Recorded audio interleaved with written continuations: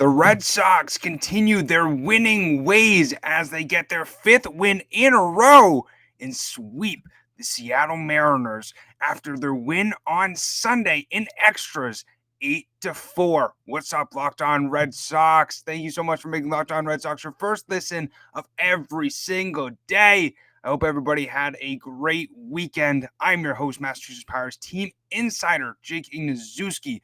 I'm going to be riding solo today, but it's going to be a fun episode. The Sox are winning only 3 games under 500.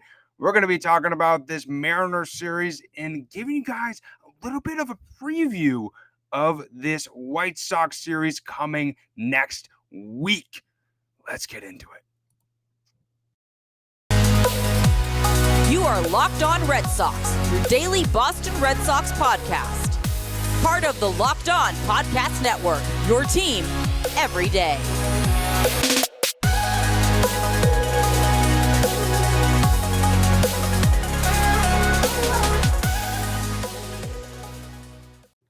Today's episode is brought to you by BetOnline. BetOnline has you covered this season with more props, odds, and lines than ever before. BetOnline, where the game starts. So with the weather being beautiful as it was this weekend, I hope everybody had the opportunity to go outside, enjoy it, breathe in the fresh air, relax a little bit, and enjoy the Red Sox winning. It's been a fun last week or so. As I mentioned, the Sox have won 5 games in a row, are only 3 games under 500, and it's nice to say now that we're getting close to the end of May, things are starting to turn around for this 2022 Red Sox team after April and the start of May was a little bit tough to watch.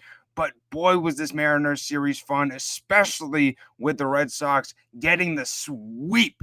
And Sunday's game was quite the whirlwind. We saw Nathan Eovaldi starting on the bump for the Red Sox, pitching 6 2/3 innings, only allowing 4 hits over 2 runs, walking 1 batter and striking out 11. It was really nice to see Eovaldi back on his game, really finding ways to pinpoint his pitches. His control was so good throughout this outing, and especially after coming off of a very tough outing for him against the Houston Astros just last week, where he allowed 6 earned runs over 1 2/3 innings. It was really nice to get the good Nathan Eovaldi back on the mound for the Red Sox, especially in a critical game to where they, in my opinion, needed to sweep. They needed to continue these winning ways. They needed to continue this momentum for them to find ways to continue to move up the standings in the AL East. We saw the scoring start off with a Christian Arroyo home run, getting his second of the season over the monster in the second inning. Then Xander Bogaerts hit a sac fly to drive in Kevin Plawecki to make it 2-0 in the third inning. Then we saw Adam Frazier.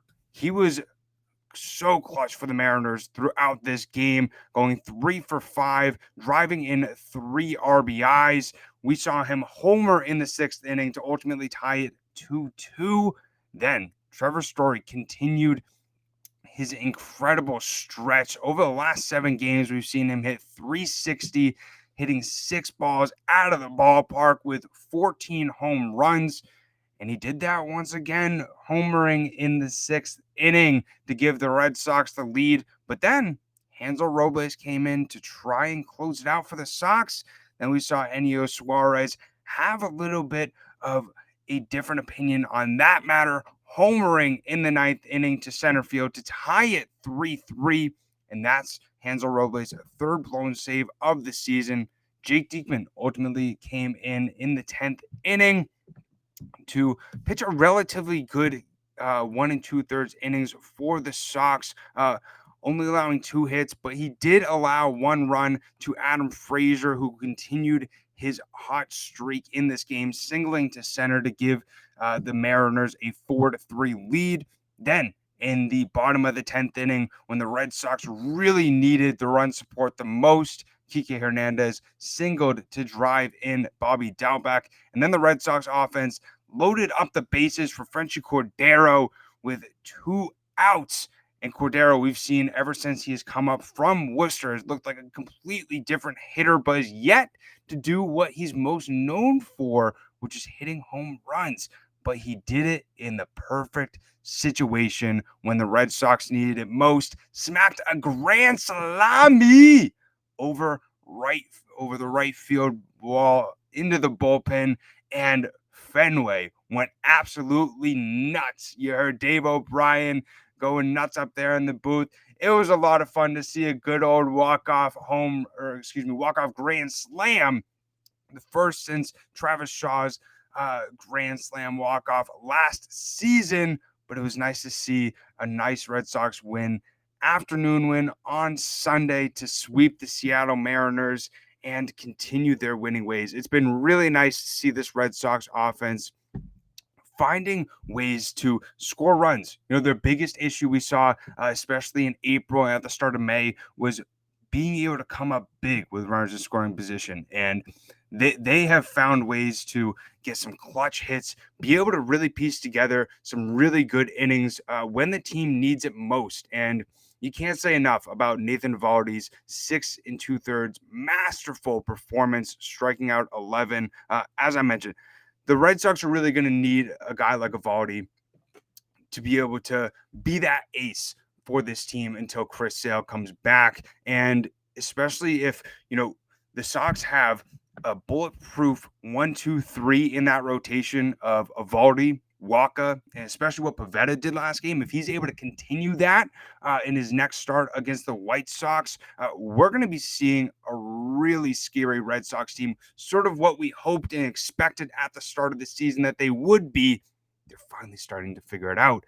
And especially a guy like Trevor Story, who was struggling mightily through these first 2 months. He still is batting .226, but we're really starting to see him get his groove, especially with hitting the ball out of the ballpark.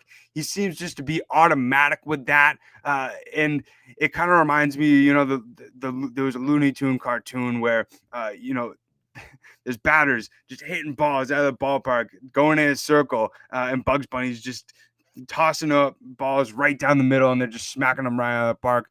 That looks like Trevor Story right now. And it's really nice to see, the Red Sox big investment on him starting to really show why it was so crucial for them to get him and why he's so valuable to this club. And it was also nice as well to see a guy like Kike Hernandez starting to find his swing. Still batting below 200 with a 190 batting average, but went 2 for 5 today. Looked a lot more patient at the plate, looked a lot more comfortable, was able to come up big with a nice RBI and ultimately scored a run as well.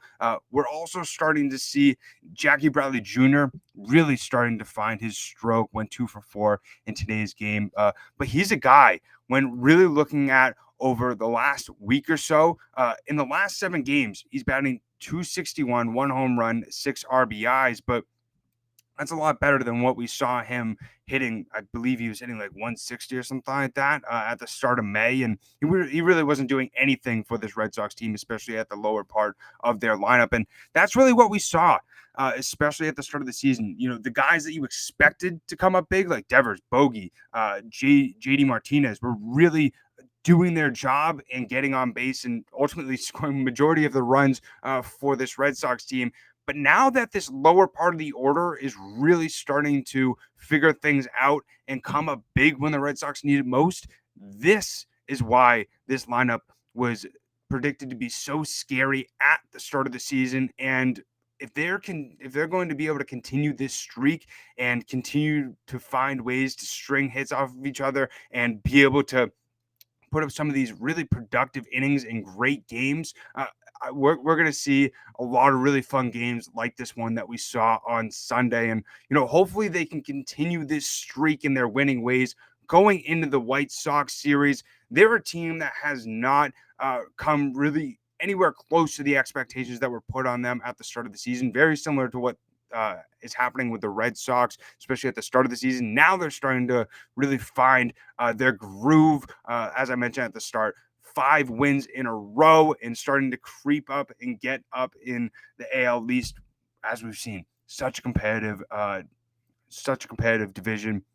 And if they're going to be able to continue to string these wins together, get back over 500, that's exactly where they want to be. And that's exactly where a guy like Chaim Bloom and Alex Cora want them to be. So in our second segment of the Locked On Red Sox podcast, we're going to be previewing the White Sox series and looking a little bit on how they've been doing so far this season and looking at game one, the matchup between Nick Pivetta against Dylan Cease. But first, I just want to take a second to talk to you about Built Bar. So I don't know about you, but I love brownies. But what I love more is brownie batter. And sometimes I even eat half of the batter just while I'm making the brownies. But imagine if you can lick that brownie spatula clean and get some protein in there as well. You're in luck because Built has a new creation, and this is one of their best ever. The brownie batter puff. You heard me right. This puff takes protein bars to a whole new level, and they're available right now on Built.com. Have you ever tried the Built Puffs yet?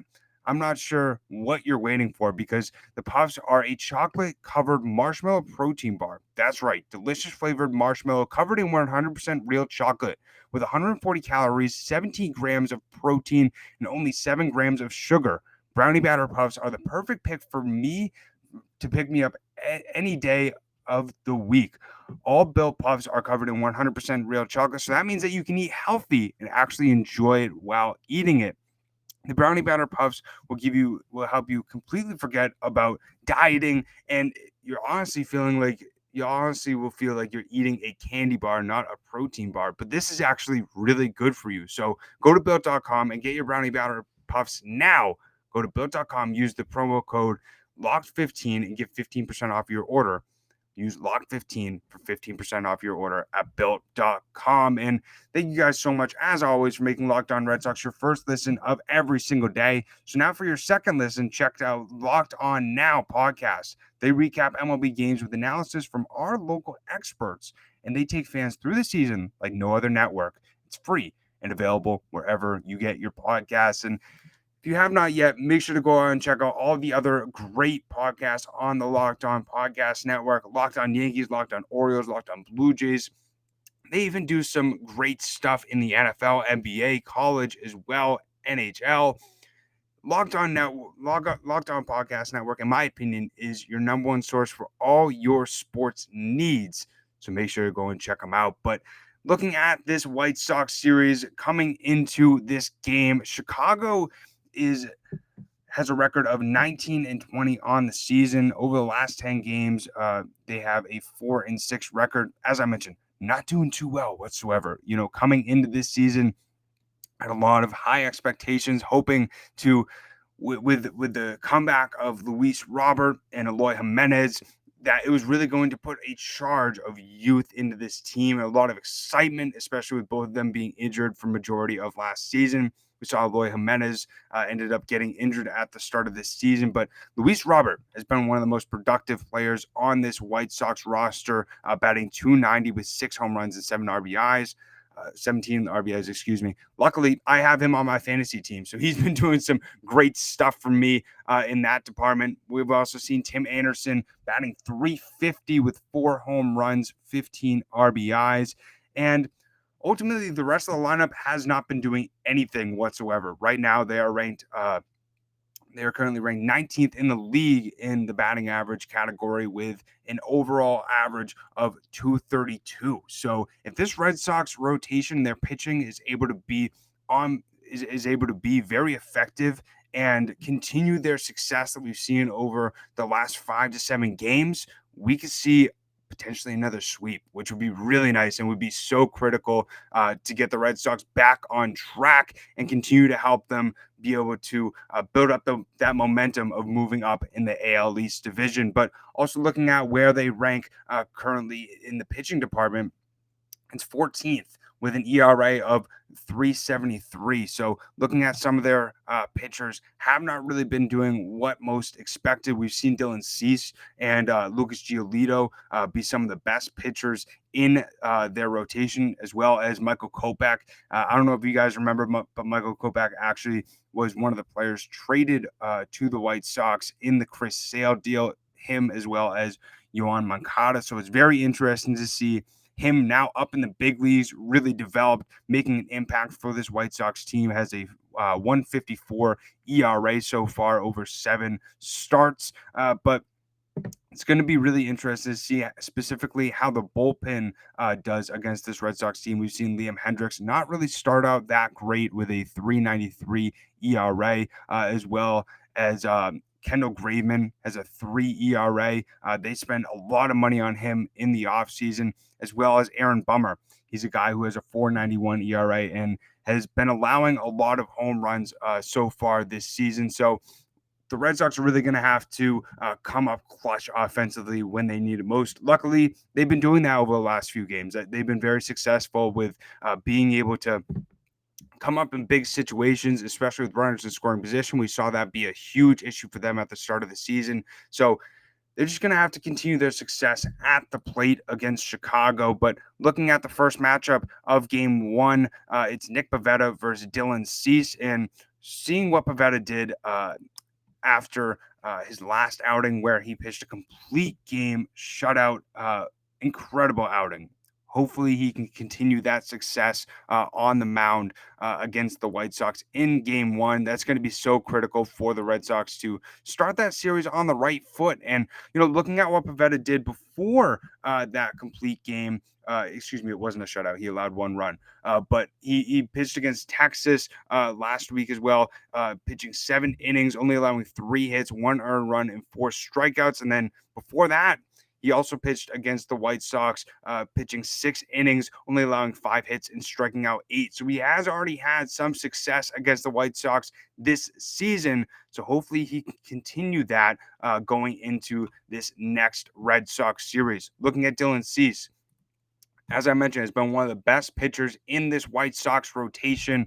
Overall has a 4-1 record with an ERA of 3.09 over 8 starts. And looking at what he did in his last outing, pitched 5 2/3 with allowing 7 hits, striking out 9, only allowing 2 walks. But he did actually face the Red Sox against Nick Pivetta on May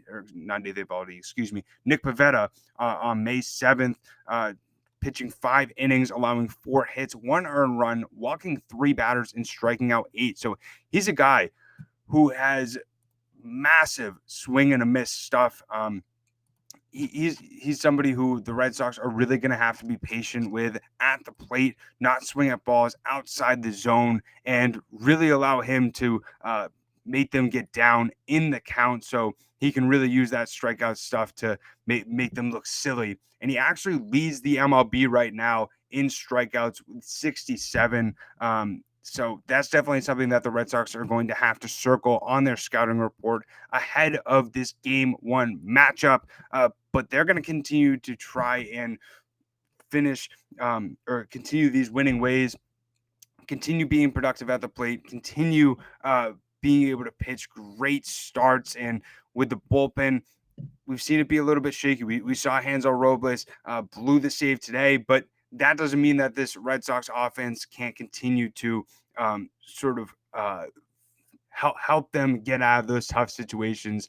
So if they're able to continue to come up clutch, I think that the Red Sox are going to be just fine against this White Sox team who really has not played well up to this point. And so it's going to be a lot of fun to see how this Red Sox team is going to be able to continue that swagger, continue having fun. And that's something that Lauren and I mentioned at the start of the season. We saw this team really lacking having fun, really being able to have that high energy that we saw at the end of the season, which made them so successful, especially in the playoffs. So if they're able to continue that, they're going to be able to continue this nice 5-game winning streak.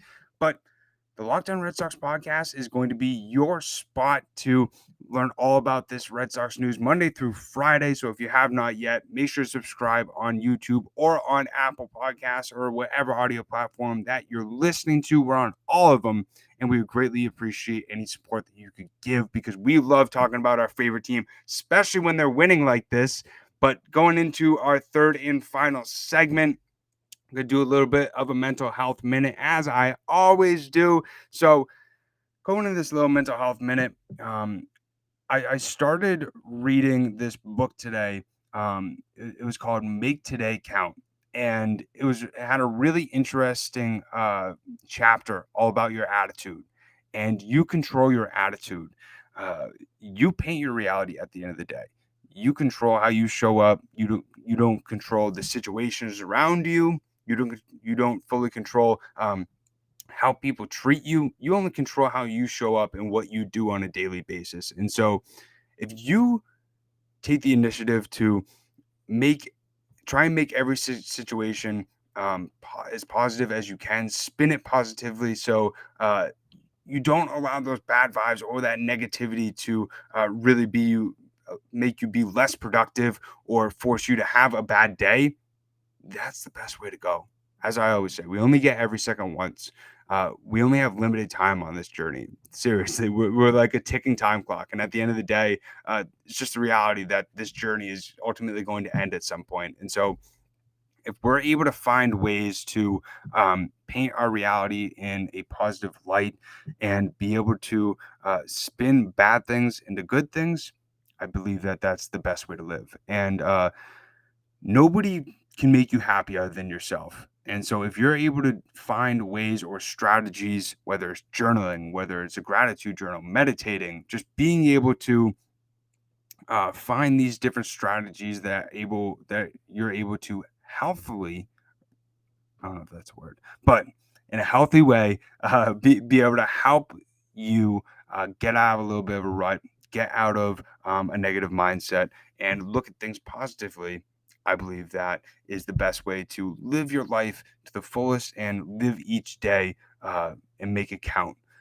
Because that, at the end of the day, that's all we can really do. All we can really do is wake up, do our best, and strive to have a good day and be positive about everything that we do. But as always, greatly appreciate everybody's support on this podcast each and every single day. It's going to be a lot of fun to continue to watch this Red Sox team throughout the 2022 season and continue to see the great things that they're going to be able to do. We're starting to see this team have a lot more fun.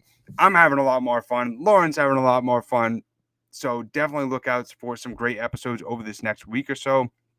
As I mentioned, post Monday through Friday. So if you have not yet, make sure to subscribe on whatever audio platform that you're listening to. We also post the video version on YouTube. Also follow us on Twitter. It's LO_Red Sox. You can follow myself. It's at Jake Iggy, as well as follow my co-host Lauren. It's Lauren with 4 R's. But greatly appreciate always everybody tuning in and making Locked On Red Sox their first listen of every single day. Now make your second listen Locked On MLB podcast. MLB expert Paul Francis Sullivan brings you humor, passion, and his unique perspective on every team and the biggest stories around the league. Follow the #1 league-wide podcast, Locked On MLB, on the Odyssey app, YouTube, and wherever you get your podcast. But as always, I hope everybody has a great rest of their day, and let's end it how we always end it. Let's go Sox. Peace.